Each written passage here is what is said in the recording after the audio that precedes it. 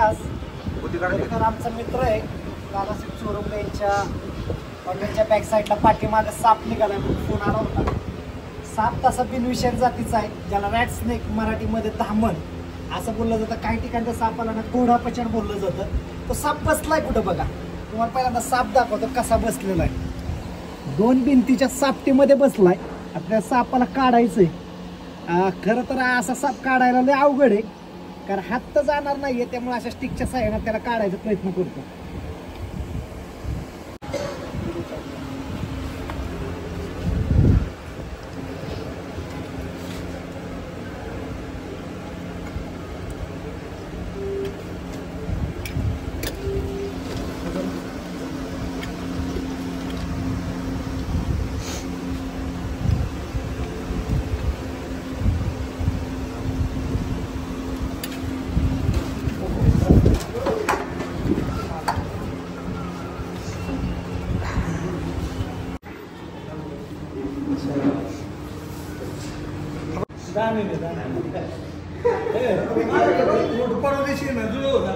हॉटेलमध्ये हा साप भेटलेला आहे.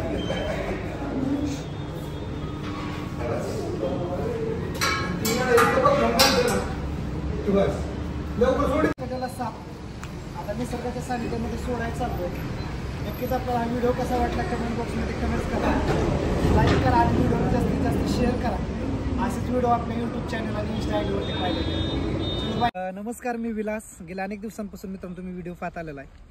माझ्या हातामध्ये साप असणारा रॅट स्नेक जातीचा आहे, धामण आहे, पूर्णपणे बिनविषारी आहे. बरेच लोक काय करतात की असे साप जर दिसलेच तर त्याला मारतात. पण प्रामुख्याने या दिवसामध्ये ना उन्हाळ्यामध्ये हे सापांच्या जाती, ह्या सापांचं जुळं आपल्या इथं खूप पाहायला भेटणार आहे. त्यामुळे अशा सापाला तुमच्या घरामध्ये पाहून कुणी भयभीत होऊ नका, कदाचित त्या सापाला मारू नका. आणि एखाद्याला चुकून जर हा साप चावला, सगळ्यात महत्त्वाचं तुम्ही काय भिवू नका. हा पूर्णपणे बिनविषारी आहे. पकडलेला साप आता मी त्याला सोडायला आलो निसर्गाच्या सानिध्यामध्ये. त्यासाठी तुमच्यासाठी एक खरं तर ह्या अवेअरनेस व्हावं किंवा ह्याच्यापासून माहिती व्हावं म्हणून हा व्हिडिओ बनवतोय.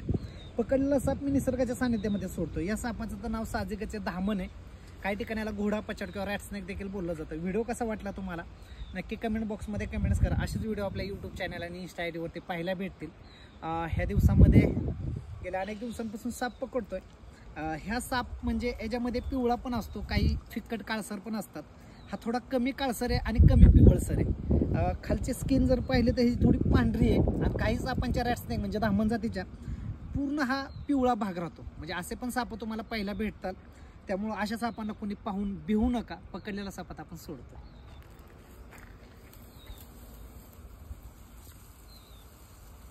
चला भेटूया नेक्स्ट व्हिडिओमध्ये. बाय.